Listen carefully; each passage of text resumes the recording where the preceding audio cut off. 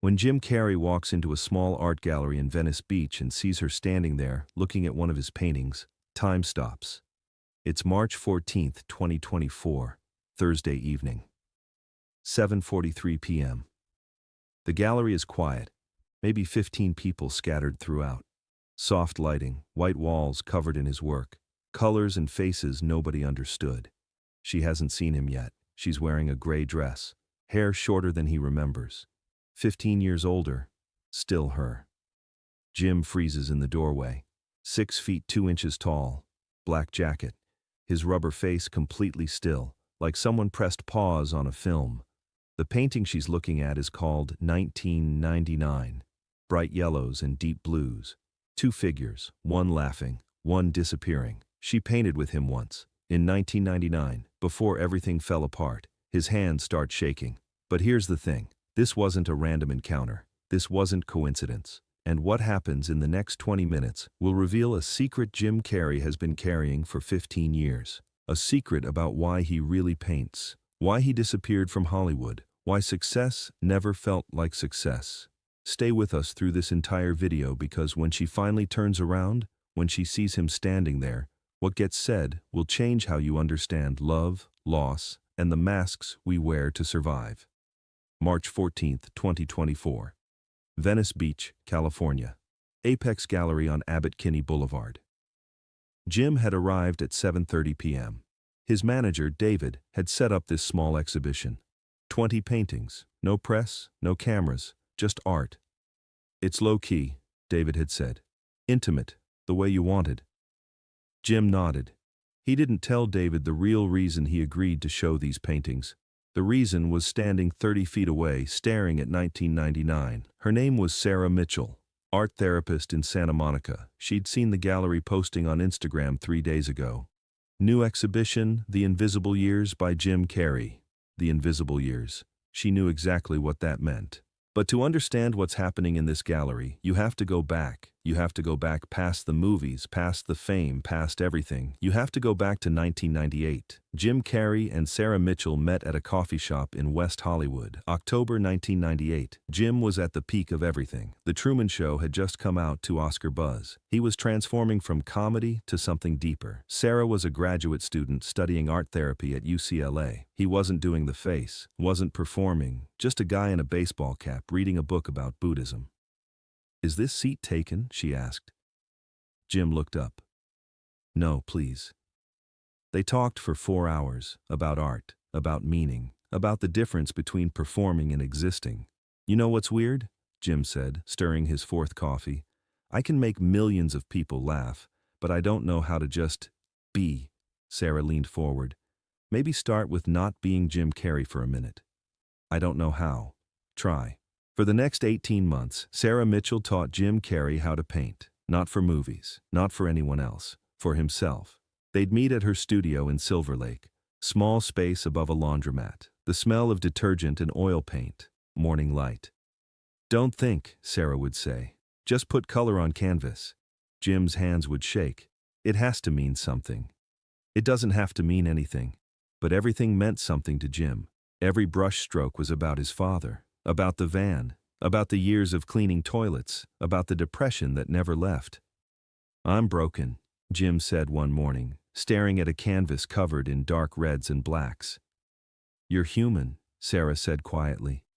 They fell in love the way people fall in love when they see each other's real faces. Not the performance, not the mask, the person underneath. By April 2000, Jim was different, calmer, painting every morning. The manic energy was still there, but underneath it, something steadier. "You saved me," Jim told Sarah one night, both of them covered in paint. "I didn't save you. You saved yourself." But here's what nobody knew. Sarah was struggling too. Her father had died in 1997. Suddenly. Heart attack. She'd been the one to find him. Art therapy was how she survived.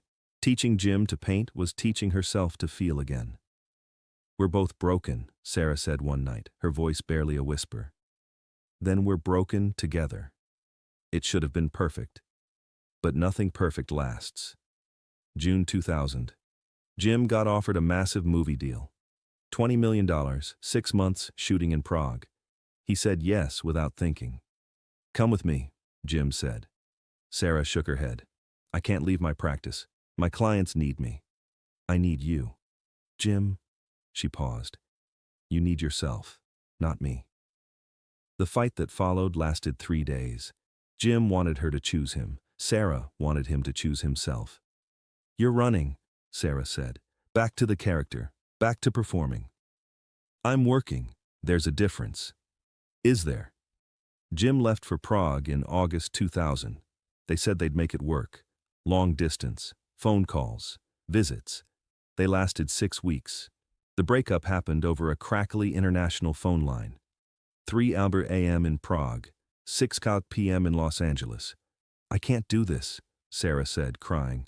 I love you, but I can't watch you disappear into Jim Carrey again. I'm not disappearing. I'm working. You're hiding. Silence. Long silence. 15 seconds. Maybe you're right, Jim finally said. His voice dropped to something real. Maybe I am. Then stop. I don't know how. Yes, you do. You learned. We learned together. Sarah, Goodbye, Jim. She hung up. Jim Carrey sat in his Prague hotel room and stared at the wall for 2 hours. The rubber face completely still, eyes showing everything he usually hid. Then he called room service and ordered a canvas and paints. He painted until 6 a.m. A portrait of Sarah, from memory, her face, her eyes, the way she looked when she was teaching him to let go. He titled it, What I Lost. Nobody ever saw that painting. He kept it, wrapped in cloth, in storage, for 15 years, March 14, 2024. Back to the gallery. Sarah is still standing in front of 1999. She's reading the description card. This piece explores presence and absence. One figure performs, one disappears. They never touch. She knows this painting. She was there when he started it. 1999, her studio, before everything fell apart. Music. That's when she hears the voice. You came. Sarah turns, sees him, Jim Carrey, 15 years older, lines around his eyes, the manic energy gone, something quieter in its place. Her hand goes to her mouth. Jim. He walks closer, slowly, like approaching something fragile. I didn't know if you'd see the exhibition, Jim says quietly. The invisible years, Sarah says. I knew what that meant. They stand 3 feet apart, 15 years of silence between them. You finished it, Sarah says, looking back at 1999. We started this together.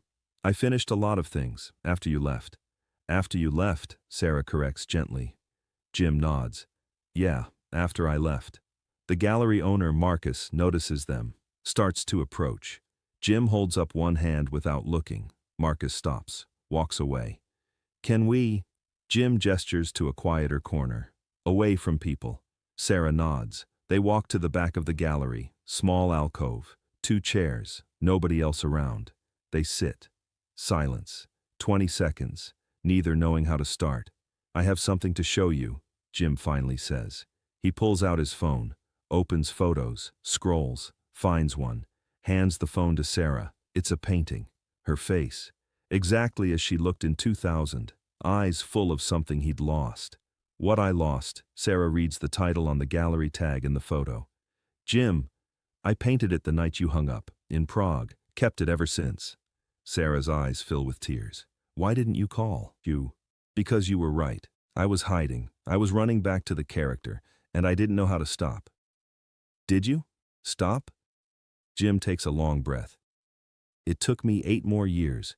8 years of $20 million movies and empty hotel rooms and painting alone at 3 a.m. And then one day I just couldn't do it anymore. Couldn't be Jim Carrey, so I stopped. That's when you disappeared.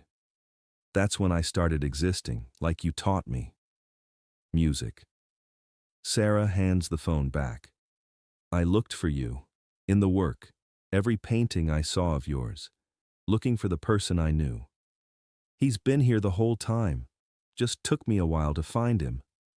She smiles through tears. I'm proud of you. I'm sorry I left. I'm sorry I let you go without fighting harder.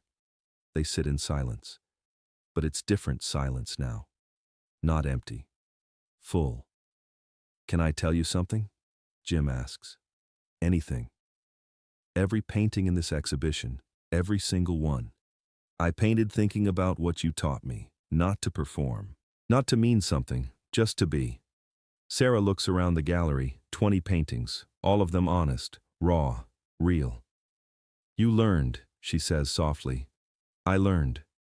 What happened to what I lost? Sarah asks. Where is it now? Jim meets her eyes. In my car, in the parking lot. I brought it. In case you came, in case I got the courage to give it to you. Jim, it's yours. It always was. Sarah starts crying, actually crying. I don't know what to say. Say you'll let me buy you coffee, somewhere quiet, where we can just talk. No performance, no masks, just us. She nods.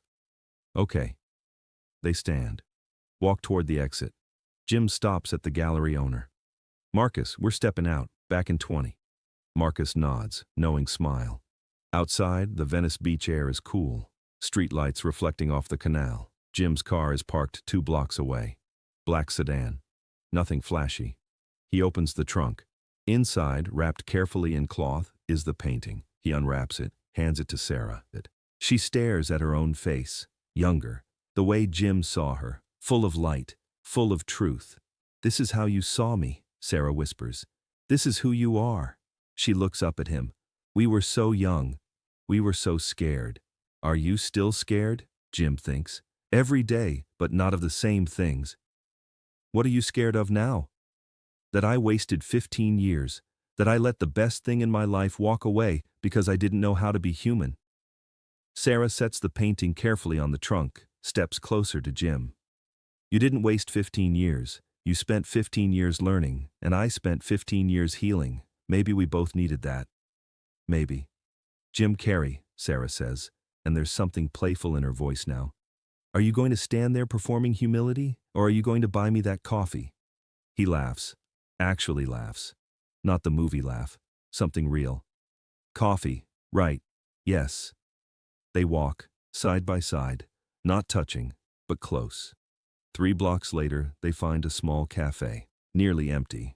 They order, they sit, and they talk, for 4 hours, like they did in 1998, but different, older, wiser, both of them carrying scars that taught them how to be gentle. At 11:47 p.m., Sarah checks her phone. I should get home. Can I see you again? Jim asks. Do you want to? More than anything. Then yes. They exchange numbers, new numbers. 15 years of distance in the digits. Outside the cafe they hug, long hug. 15 years of wondering what happened dissolving into understanding. Thank you for coming to the exhibition, Jim says. Thank you for inviting me without inviting me. He smiles. You knew. I knew. 1 week later, Jim posts a photo on his rarely used Instagram, him and Sarah in his art studio, both holding paintbrushes. Caption: Some lessons take 15 years. Some teachers never stop teaching. The post goes viral. 4 million likes, people asking questions, media requesting interviews. Jim ignores all of it, because this isn't for them. This is for him, and for Sarah, and for the truth that took 15 years to speak. They don't get back together, not in the way people expect, but they become part of each other's lives again. Coffee every Tuesday, painting sessions every other Saturday, phone calls that last hours. We're better as this, Sarah says one morning, both of them working on separate canvases in his studio. As what? Jim asks.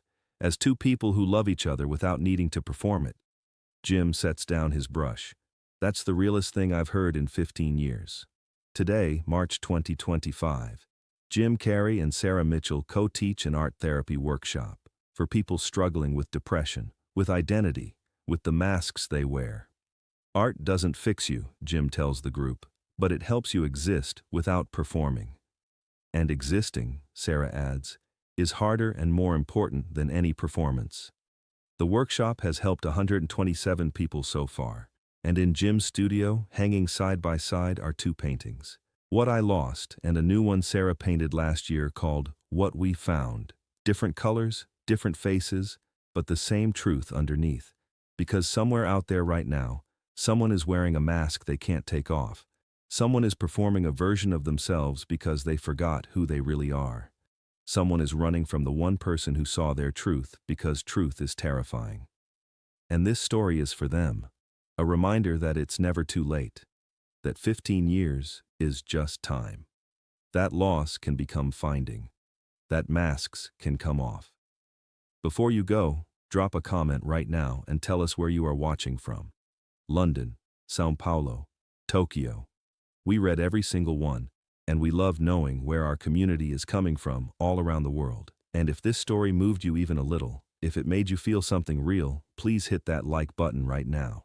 It takes 1 second, and it helps this story reach someone out there who really needs to hear it today. Share this video with one person today who is struggling to take off their mask, who is running from their truth, who needs to know it's not too late. And if you are new here, welcome. Hit that subscribe button and join a community that believes healing takes time, that love doesn't always look like what we expected, and that the bravest thing you can do is exist without performing. Now click on the video appearing on your screen right now, because the next story will show you what happened when Jim Carrey met his childhood bully 30 years later, and what he did next changed everything. We will see you there.